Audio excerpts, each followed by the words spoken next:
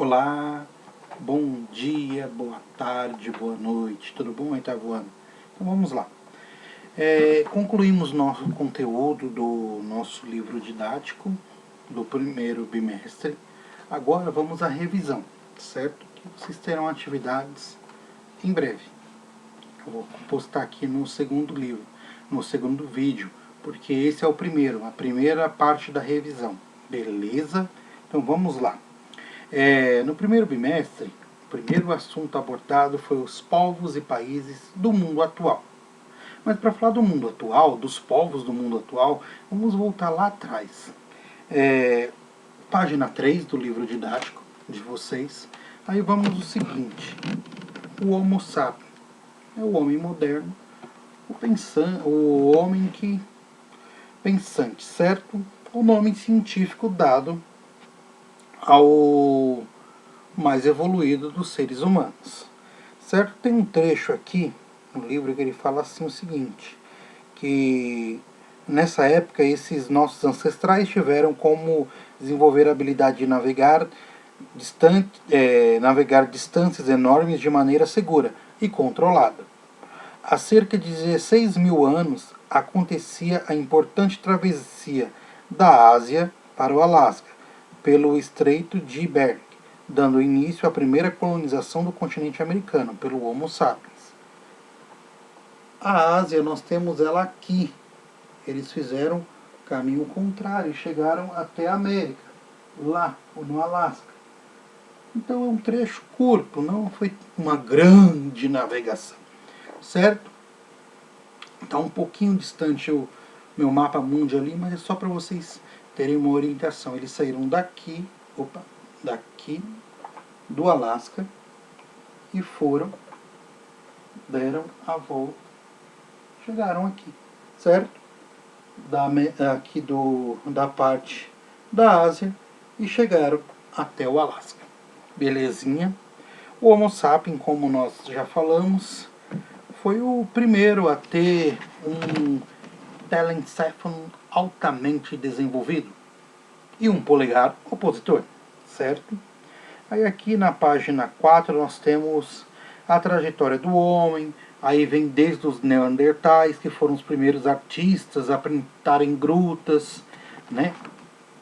E nós tivemos a questão dos vikings na Groenlândia, América, todo o processo que eles tiveram de chegada dentro do próprio continente americano, certo? E nisso tudo foram mudando a maneira como essas pessoas viviam, como elas estavam inseridas naqueles locais, certo? Até a gente chegar no povo atual, no mundo. Aí a gente pega o seguinte: nós temos países, certo? Sistemas de governos diferentes, organização política desses países. Todo país tem a sua regra. A regra de um país ela é estabelecida pela Constituição. São as diretrizes, como podemos bem entender. A diretriz de cada país são as leis que todo cidadão tem o direito e o dever, certo? Então, a Constituição nós temos direitos e deveres. Não temos só direito ou só deveres, temos os dois. Então, é uma via de mão dupla, beleza? E o que acontece? A Constituição de cada país, no caso aí vamos já entrar nessa da Constituição na ONU. A ONU tem 193 países membros, estados membros, como eles dizem. Isso até o ano de 2018.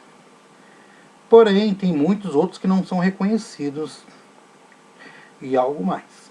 Porém, uma Constituição é uma regra e, no caso, a Organização das Nações Unidas é para ter meio que eles conseguirem ter uma relação interpessoal, no caso, entre os governantes desses países, para não ter nenhum problema, certo?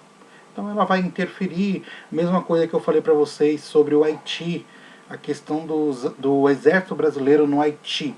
A ONU que interviu e uma ajuda humanitária àquele país. E o país próximo que dava para fazer isso, tinha um exército disponível para aquilo, era o brasileiro que foi e ajudou na reconstrução, certo? Não em trabalhar como polícia dentro do Haiti. Eles trabalharam desde reconstruir escolas, igrejas, templos, casas, infraestrutura viária. Então, trabalharam, o exército brasileiro trabalhou lá. Tá? Aí, voltando aqui. A organização de um país, o nosso país, vamos pegar o nosso como exemplo. Nós temos estados, o país e os estados. Cada estado é uma unidade federativa. Lembra que eu falei? Que aí nós temos os 3 poderes. Executivo, nós temos o legislativo e o judiciário. Esses 3 poderes, dentro da nossa Constituição, cada um tem um papel na hierarquia do país, estadual e municipal, certo? Então, o que acontece? Estado, governo e soberania. Algumas das vezes, a palavra governo e estado são confundidas ou usadas como sinônimos no nosso dia a dia, nos telejornais. Isso acontece porque de fato, na maioria das vezes, ambos os conceitos são aplicados e se aplicam com os mesmos objetos: políticos, órgãos públicos, autoridades, entre outros componentes, para simbolizar o Estado quanto ao governo dos países. O Estado, entretanto, é mais amplo que o governo, pois a entidade que representa o país é o sistema internacional e o modo que permanece, enquanto o governo é composto apenas por grupos, de maneira alternada, que representam determinado espaço em algum momento. No caso, nossos políticos. Estado está presente, sempre, não vai mudar, pela nossa Constituição. Agora, o sistema governamental, o governante já muda. Há uma transição. No caso, a cada 4 anos nós temos eleições presidenciais, para deputados, para senadores, vereadores. Vamos mudar um pouco, melhorar. No executivo, a nível Brasil, um presidente. A nível estado, nós temos o governador. A nível municipal, nós temos o prefeito. Então, esses 3 formam a hierarquia maior. No caso, na hierarquia desses 3 que eu coloquei do país, o presidente é o chefe de estado. No estado, o chefe de estado é o governador. No município, na prefeitura, é o prefeito. Beleza? E aí o legislativo. Lá em cima, nós temos o deputado federal e os senadores. País. Descemos na escala do estado. Nós temos o deputado estadual, certo? Aí nós vamos à prefeitura, são os vereadores, ok? Então essas são as escalas de governo dentro de uma Constituição, e cada um tem o seu papel, tá? Lembrando, aí o que acontece? Aí temos também as fronteiras que estão ligadas dentro da organização de um país. Uma fronteira entre um país e outro. Nosso país mesmo, nós temos a fronteira aberta. Qualquer pessoa de qualquer parte do mundo consegue adentrar no nosso país, não precisa de um visto, porém ela pode pedir exílio por perseguições políticas ou por alguma catástrofe que aconteceu no seu país e tentar adentrar o nosso país e ter a opção de viver dentro do nosso território. E aí nós temos disputas de fronteiras e as pessoas acabam saindo do seu país porque ela quer buscar algo diferente, algo novo, algo melhor para ela. Algo que muitos brasileiros saem daqui com o destino de ir para os Estados Unidos, para tentar uma nova vida na América, na terra de Tio Sam. Não é que eles vão ter melhores, grandes empregos. Não, a mão de obra lá não é tão eficaz. E a mão de obra latina que adentra os Estados Unidos é o que vai trabalhar. Uma diarista lá ganha bem mais do que ganha no Brasil. Um motorista, um pintor, muitos vão trabalhar, o faxineiro, eles vão trabalhar nesses tipos de emprego sem nenhum problema. E vão conseguir e vão ganhar em dólar. Logo, essas pessoas vão conseguir ter um desenvolvimento melhor na concepção dessas pessoas, certo? Nisso, para essa pessoa, ele está indo em busca de um sonho. É a opção que todos têm, certo? Com isso, eles acabam deixando tudo que eles têm aqui, tentando uma nova vida em outro território. Em relação à população, povo, país, muitos não podem falar que ele está errado. Cada um sabe a sua opção, o porquê que está em busca de uma nova vida, certo? E a composição dos estados e formas de governo. Nós temos a democracia e os autoritários. Democrático, o povo vai escolher o seu governante, aquela pessoa, para estar ajudando aquele país a andar, certo? Ou, infelizmente, nem tanto. Mas quem escolhe o presidente de forma democrática é o povo, beleza?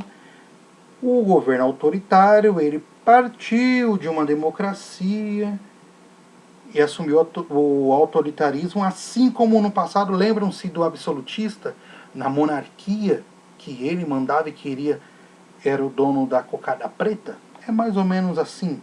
Ele tinha o todo o poder, como o Muammar Gaddafi, que governou a Líbia durante 1942 a 2011.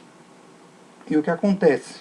Ele era conhecido como mão de ferro, que até então ele ficou 42 anos no poder do país. Muito tempo. A pessoa não tinha uma liberdade de expressão, coisa que muitos países têm. Infelizmente, não. Aí o que acontece? O nosso país nem sempre foi assim democrático. Nós tivemos um período de uma ditadura militar, certo? A época da ditadura do nosso país foi de 1964 a 85, que é caracterizado como um governo autoritário. O povo não votava, não escolhia o seu governante. Era apenas os membros do governo, tá? Terminado isso, esse período todo ditatorial no nosso país, da ditadura, do regime militar, a Constituição do nosso país, ela era antiga. Houve uma nova, que aí teve a Constituinte, as diretas já, o povo na rua pedindo a saída dos militares e o povo escolhendo seus governantes. Até então, a Constituição nossa, até hoje é de 88, 1988. Nós seguimos essa regra ainda. Tá certo que vão tendo alterações no decorrer do tempo. Não fica apenas naquelas mesmas regras dos tempos anteriores. O mundo mudou, dinamizou, a globalização está aí. Nossa aula, uma videoaula, coisa que no passado, lá em 1988, não tinha. Acesso à escola, quase ninguém tinha. Aí voltando, isso tratando-se de sistema democrático e autoritário. Monarquia e república. Nós temos algumas monarquias ainda pelo mundo.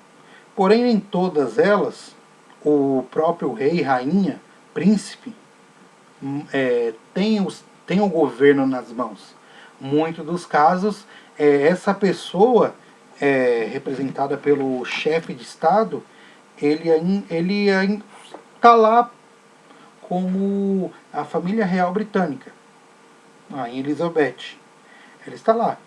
Quem detém a autoridade máxima do executivo dentro de lá é o primeiro-ministro. Bem, mas aí tem deputado, tem vereador, tem todos os sistemas aqui. Porém lá não a família real está no poder. Certo? É uma monarquia. Nós ainda temos alguns micro-países por aí pelo mundo, falando dos territórios e fronteiras. O Vaticano mesmo é o menor país do mundo, com 44 não, com 440 metros quadrados, menos que 1 quilômetro, como eu já falei para vocês. Mônaco, que tem 2 quilômetros quadrados, Nauru, na Oceania, Tuvalu, na Oceania, San Marino, Liechtenstein, São Cristóvão e Neves, Maldivas, Malta, Andorra, Singapura, E são países, áreas com 600 metros quadrados até 400 metros. 600 quilômetros, 400 metros quadrados. E o nosso país tem 8 milhões de quilômetros quadrados. É o quinto maior país em questão territorial, certo? E também temos as variações que os sistemas de governo trazem para um país. Mônaco mesmo é um país que tem 2 quilômetros quadrados, porém, lá tem cerca de 44 mil pessoas morando. A densidade demográfica de Mônaco é de 22 mil pessoas por quilômetro quadrado. E a nossa? Nós temos 8 milhões de quilômetros quadrados, 202 milhões de habitantes dentro do nosso território. Pararam para pensar? E essas pessoas que estão aqui em nosso território somam-se 23 pessoas por quilômetro quadrado. É grande. Porém, em Mônaco eles têm um sistema bem minúsculo, pequeno. Porém, não existe uma diversidade econômica. Todos lá são pessoas de posse. Ok? Turma, fico por aqui. Qualquer dúvida que vocês tiverem, encaminhem para o e-mail da escola jp2@movimentorenovador.org.br. Beleza? Até mais, até a próxima aula. Abraços, fiquem com Deus e fiquem em casa.